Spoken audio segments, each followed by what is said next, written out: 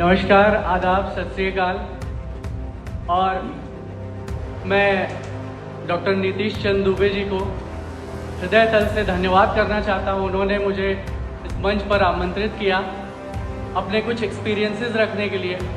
वैसे तो मुझे 10 साल हुए अभी प्रैक्टिस करते हुए। आप सब बहुत सारे लोगों से मैं बहुत छोटा हूँ, बट स्टिल अपनी लाइफ का मैं सबसे मुश्किल केस आपके सामने डिस्क्राइब करना चाह रहा था। बहुत सारी चीज़ें ऐसी होती हैं जो हमारे सामने लिखी होती हैं पर हम सोच नहीं पाते हैं।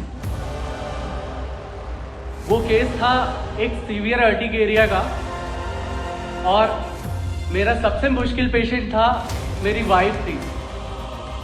स्टार्टिंग ऐसी हुई कि उसको फीवर आया, और फीवर में थोड़ा सा जल्दी हुई, उसने एलोपैथिक मेडिसिन ली। उसके बाद से फीवर सबसाइड हो गया और अर्टिकेरिया, बहुत भयंकर अर्टिकेरिया आना शुरू होता था। कंडीशन ये होती थी कि ठंडी के दिनों में भी रात में उठ करके वो शावर बाथ लेती थी। और I have tried many of homeopathic medicine. मैंने रेयर से रेयरेस्ट मेडिसिन भी छोड़ी नहीं कि मैंने यूज ना की हूँ। और मैंने अपने टीचर्स से भी इस पर डिस्कशन किया और उन्होंने भी medicine the, but it was total failure. और नौबत ये आ गई थी कि लिवोसिट्रिजिन पे सर्वाइवल हो रहा था पूरे टाइम। ये डोजेज 1 गोली से 2 गोली से 3 गोली होती चली जा रही थी। फिर एट लास्ट मैंने ऑर्गेनन ऑफ द मेडिसिन उठाई, और वहाँ पे मेरी नज़र पड़ी मिक्स्ड मियास्मेटिक डिजीजेस पे। एग्जैक्टली अर्टिकेरिया का ये होता था कि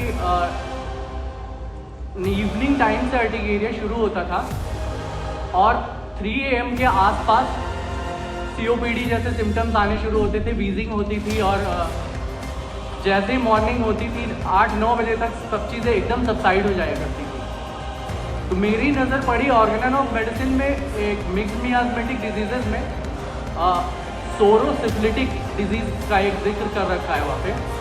और ऐसे केसेस में वहाँ पे लिखा गया है कि आप सबसे पहले एंटीसिफिलिटिक मेडिसिन उठाइए। और एंटीसिफिलिटिक पे भी, to be frank, to be very honest, मैंने ज़रा सा भी दिमाग नहीं लगाया। सबसे पहले मैंने सिफिलाइनम 1M सेलेक्ट की, एंड द मिरेकल हैपेंड। विश्वास करिए, सिफिलाइनम 1M की 1 डोज के बाद अर्टिकेरिया वापस नहीं आया 1 महीने तक। और जितने भी वीजिंग जैसे सिम्टम्स होते थे नेक्स्ट डे सबसाइड हो गए। एलोपैथी क्या वर्क करेगी जितनी तेज होम्योपैथिक मेडिसिन ने वर्क किया। सीरियसली, तो हमारे पास जो एसेट है ना, हमारी ऑर्गेनन ऑफ मेडिसिन, हम लोग सोच नहीं पाते हैं। वो BHMS में पढ़ते हैं सर, उसके बाद फिर वो कोई देखता ही नहीं है। और सब कुछ वहां लिखा है जो इतने साल पहले डॉक्टर हैनीमैन साहब लिख गए हैं, वो आज भी हमारे लिए उतना ही एसेंशियल है जितनी हमारी मटेरिया मेडिका है। ऐसे तो बातें बहुत हैं, लेकिन सबके लिए समय है, और मैं चाहूंगा कि और भी लोग यहाँ स्टेज पे आए और वो अपनी बातें, अपने एक्सपीरियंसेस रखें जो हम सबके काम आएंगे। धन्यवाद।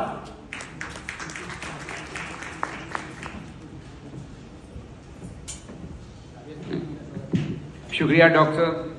और मैं कहना चाहूँ कि डॉक्टर साहब जिस जगह